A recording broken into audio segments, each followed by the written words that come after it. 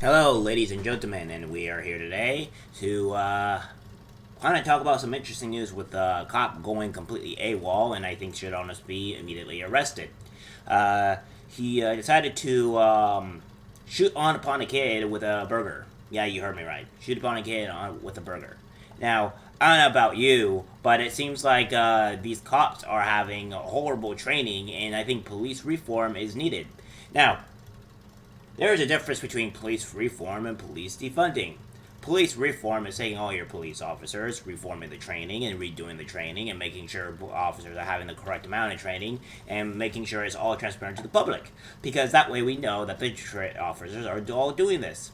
All the training methods and everything that the police officers are doing, etc., doesn't matter what it is, should be transparent to the public and immediately shown to know that the cops and that the training and the department is doing the correct amount of what we deem is correct. Because right now there is nothing that I think the cops are doing. Now, do I think all cops are bad? Well, no. But I also don't think you should really trust cops either, because this guy is a fucking lunatic.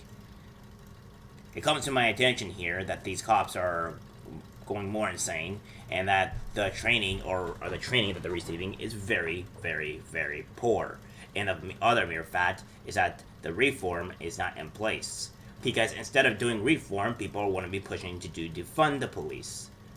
How about we not defund the police? How about we put more money into the police departments so that way we can focus more on the reform and have them have money to do the reform? That might be a good idea. See, when we put more money into the police departments, it doesn't mean we have to put more money into the actual equipment or anything that they have. We should probably put more money into the actual training and the reforming of the actual police structure. Because at this point, we're seeing it that, at least in Texas, that the police are lunatics and they're not very well trained whatsoever. U.S. cop shoots teenager eating burger in a car. Well, we do live in a dangerous society. Now, let me put this in perspective here. Now, when we do this and we type in police officer shoots teen eating burger, what do you see here, ladies and gentlemen? Now, we don't see very many, I would say, even far left news outlets talking about this, and we don't see any right wing things talking about this besides maybe Fox News. That's the best people that we've got here. The only thing that I was able to do is do WeOn and some of the other weird type of stuff that doesn't work.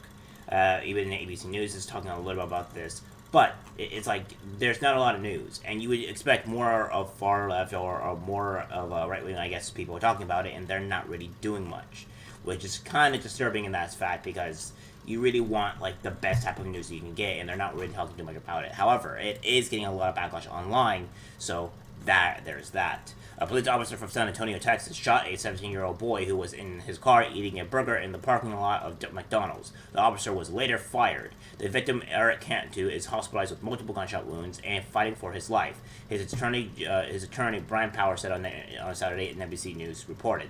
The incident took place on October 2nd, following which the officer, James, was put on probationary notice. However, a video from the officer's body cam went viral on Friday, triggering outrage. He was then sacked on Saturday.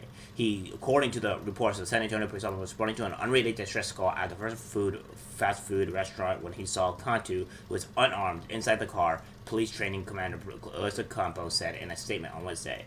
As a police officer attempted to gather information from witnesses, he noticed a vehicle that had invaded him the day after the officer was attempted at a stop because the registered license plate did not match the actual vehicle, Campos added. He said that Cantu's car was not the subject of the disturbance call. According to Campos, the officer assumed that the car was stolen and called for cover, but nonetheless approached the vehicle before officers could arrive. Now, here's the thing. I can't show this video because, first off, showing this video would be too graphic for a lot of people to actually really, that I would eat it off of YouTube. Granted, I could probably show it on Rumble, in which I'll probably be posting a lot of more things onto the Rumble website and stuff like that. and because YouTube is a pile of shit. I also have more great news on an actual YouTuber that has been unbanned thanks to the failures of far left individuals known as Keffels and Cucks, along with other bunch of, I would say, lawyers that seem to be not on our brother's side because they are a bunch of piece of shit assholes. Without getting too off topic here, though, I will show this video because it kind of shows a perspective on what's actually going on. Now, we have a donut operator, my man, to actually showing exactly what actually perspired here. He breaks it down on a very good way on how you would actually approach this type of stuff and how bad this guy did. Now, obviously, this police officer should be nearly put in jail, and I mean immediately put in jail, because there is absolutely no reason or actual. There's absolutely no freaking reason for him to be doing this at all. There's just no reason. So, without further ado, watch this video clip from the donut operator, and please subscribe, share it to him, liking this video to him, because he does really good work on breaking down police videos. Alright, take a look. Him. The officer says, "Get out of the car." The teen, who looks spooked as hell, says why, turns his steering wheel in a direction where the car won't run the officer over, and backs up. 185, 32, go ahead and run good on that one. Get out of the car. From what it looks like, the open door does bump the officer a little bit, but he quickly backs up and is not in danger anymore. The officer is completely out of the way of the vehicle at this point, with no danger of being dragged or ran over. He then pulls out his service pistol and fires 5 shots at his suspect. The teen throws the car into drive and peels out away from the dude shooting at him. The officer then fires 5 more shots at the car.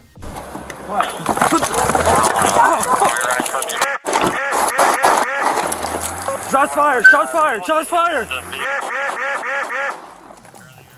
As we discussed in the last video with the case law Tennessee versus Garner, you can only use deadly force against a fleeing subject if they pose a threat of serious bodily harm or death to you or others, which in this case, he clearly didn't. The officer stepped back and was clear of danger, and there was minimal threat to him at the time he fired his gun. It could be argued that he did commit the 3rd-degree felony of assault on an officer by tapping him with his door a little bit, but that doesn't constitute a serious bodily harm, as the officer got out of the way immediately, wasn't being dragged by the car, ran over by the car, etc. Did the driver realize it was a cop? Maybe. He could have been in fight or flight, seeing as how one moment he's eating a cheeseburger and talking to his boo thing, and the next moment a big dude he doesn't know just flings his door open and tells him to get out. If he saw it was a cop, should he have ran? Absolutely not. Does the tappa-tappa to the officer's shoulder with the car door constitute 10 shots into a vehicle with 2 teenagers inside being nonviolent?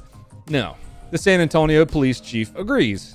Police Chief William McManus told San Antonio Report that Brennan's actions were entirely against policy and training that we receive. It started going bad from the very start of this encounter, said McManus, questioning why the officer approached the vehicle in the first place. You don't know that for certain it's the same vehicle. You don't know for certain it's the same driver. Tactically, the officer should not have placed himself in front of an open door of a car that was turned on. Once the officer cleared the door and was no longer in danger of being knocked down or pulled out of the car, he was not in a position where he should have used deadly force.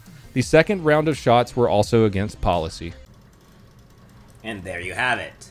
So, as you can see, that the officer immensely, I would say, violated almost every single rule in the possible book, and he did not do anything correctly whatsoever. So, that being said, this cop should be immediately fired, and which he was, but he should also be put in jail. The reason why I say this is because the cops need to be held onto a way higher standard than the actual normal citizen. They are part of the government. We don't trust the government, so therefore, whenever the government does something bad, they should probably put immediately in jail for doing something that's bad, especially to this level of degree. I am hoping this kid makes it. I am hoping that this kid will no longer have to fear of the cops, and that which will probably be nearly impossible after this happened. But the fact that this kid, I hope he sues this cop and the police department into oblivion and getting a lot of money from these, what we call thugs, because, that's kind of what they are at this point.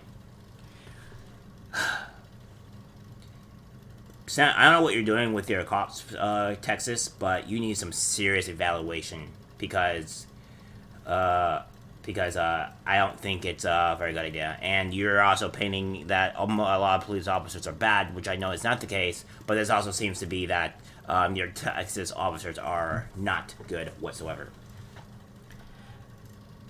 It goes on to say that after getting injured, Conti immediately drove away and stopped nearby where he and the girl was not who was not injured were found by police. There is nothing I can say in defense of the officer's actions that night. Police chief said witnesses told WAI TV. I think what happened initially, there was some content made, but that did not justify the shooting. Meanwhile, District Attorney Gonzalez said no decision has been made on whether to pursue charges against Bridman. He said a police investigation into the shooting is being awaited.